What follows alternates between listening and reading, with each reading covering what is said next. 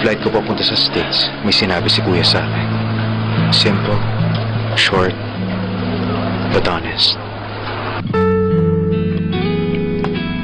Mag-aral? Hindi mo kailangan pagbutihan. Ang English, huwag mong aralin kung ayaw mo. Gawin mo lang ang gusto mo.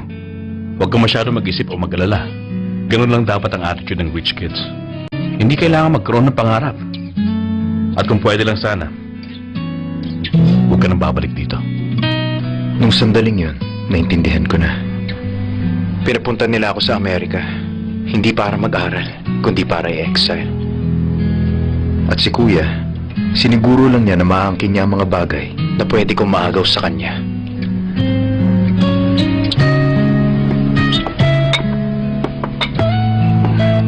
More coffee?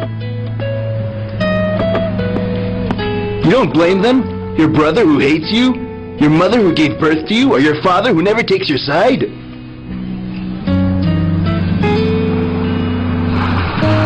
Wala akong panahon para magalit sa kahit na sino. Sayang lang ang oras ko.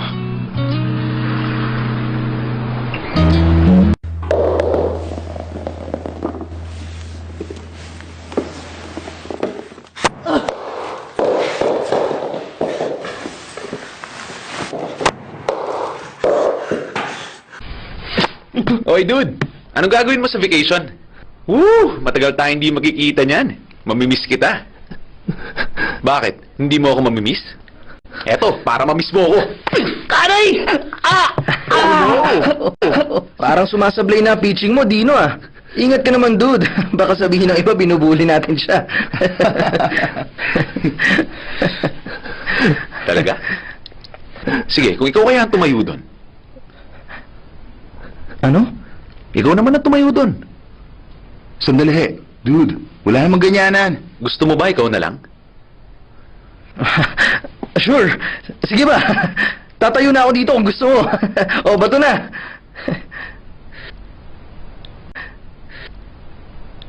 Pero sinabi ko bang ako babato sa'yo? Maging fair naman tayo sa friend natin. Dude! Sige. Ikaw naman. Ikaw ang bumato. Pero Dino... O ano?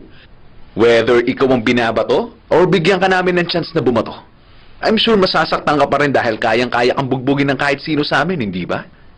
But you know what your real problem is? Mangyayari pa rin to sa'yo hanggang sa tumanda ka. Bakit?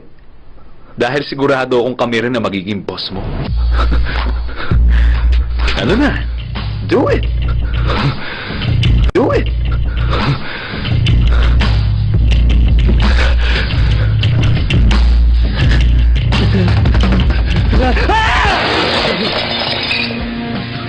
Hoy, okay ka rin, ha?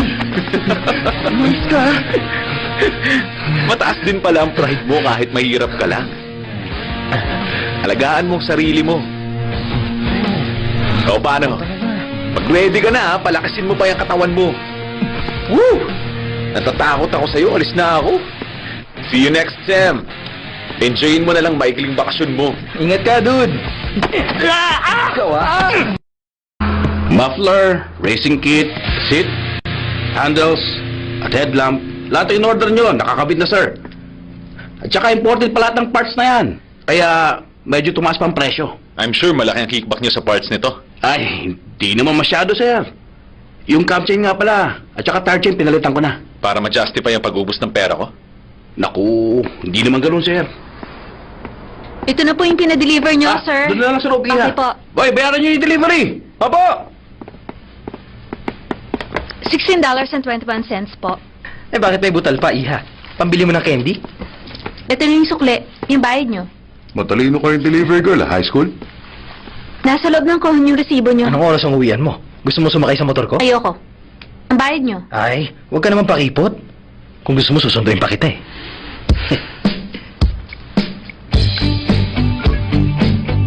Hello, isa po akong second year high school student na nagtatrabaho ng part-time. Teka, sinong kausap mo? Mga pulis. Ano? Hello, may dalawang lalaki po dito na... Uy! Ang pambihira ka naman. Nakikipagbiruan lang naman kami sa'yo. O, ito na bayad namin. Enjoy your meal.